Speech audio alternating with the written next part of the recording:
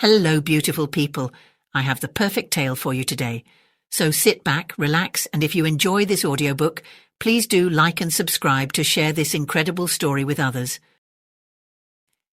Sleeping Beauty by Charles Perault. In times past there lived a king and queen who said to each other every day of their lives, "Would that we had a child." And yet they had none. But it happened once that when the queen was bathing, there came a frog out of the water. And he squatted on the ground and said to her, "Thy wish shall be fulfilled. Before a year has gone by, thou shalt bring a daughter into the world."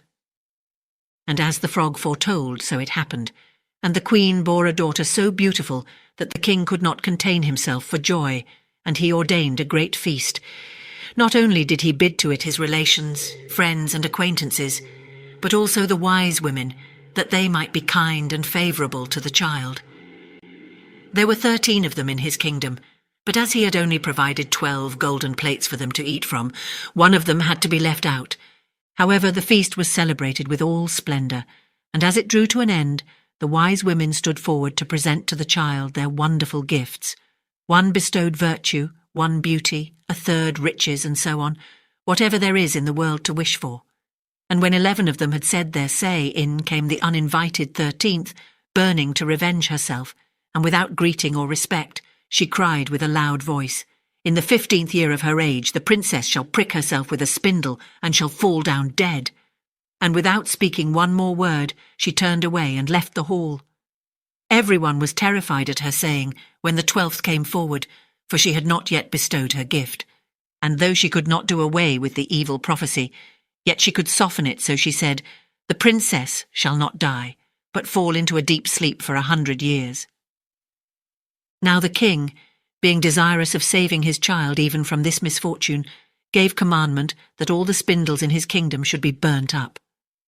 The maiden grew up, adorned with all the gifts of the wise women, and she was so lovely, modest, sweet, and kind and clever, that no one who saw her could help loving her. It happened one day, she being already 15 years old, that the king and queen rode abroad, and the maiden was left behind alone in the castle.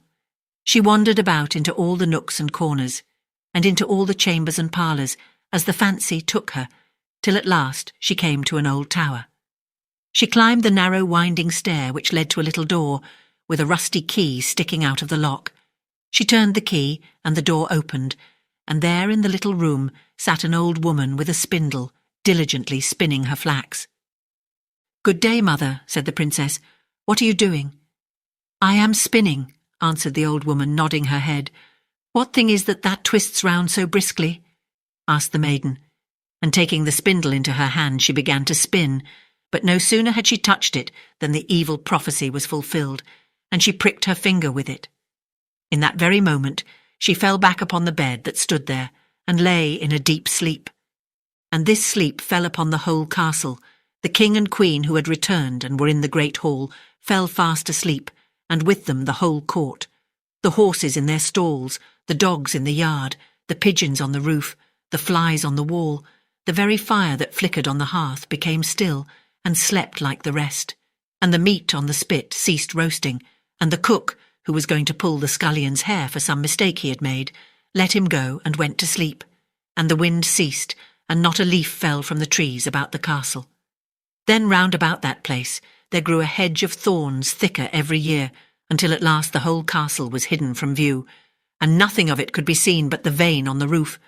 And a rumour went abroad in all that country of the beautiful sleeping Rosamond, for so was the princess called, and from time to time many kings' sons came and tried to force their way through the hedge, but it was impossible for them to do so, for the thorns held fast together like strong hands, and the young men were caught by them, and not being able to get free, there died a lamentable death.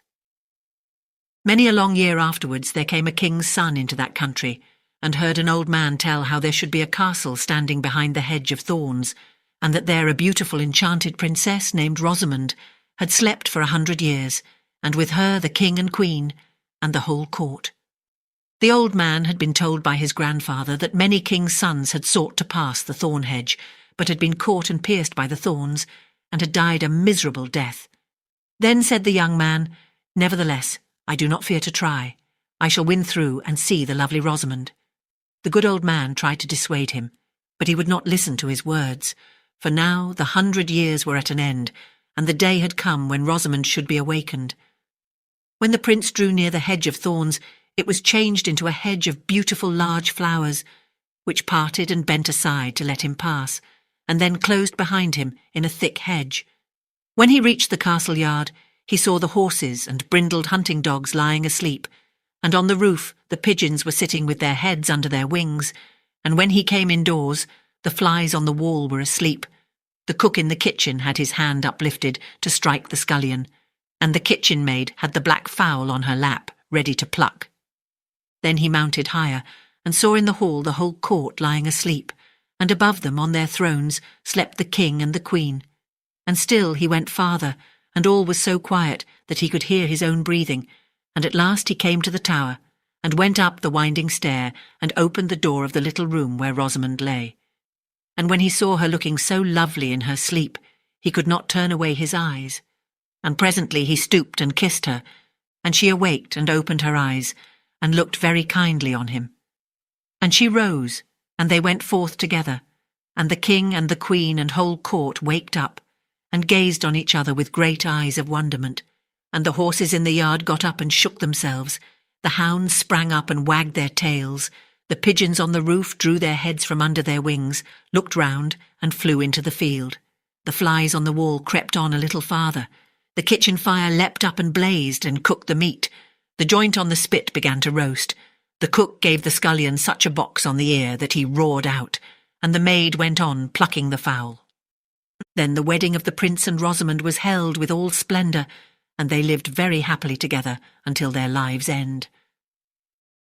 Thank you for listening. I hope you enjoyed the story, and if you did, please like, subscribe or comment to share this video with others. I hope you have sweet dreams, and don't forget to come back soon for another terrific tale.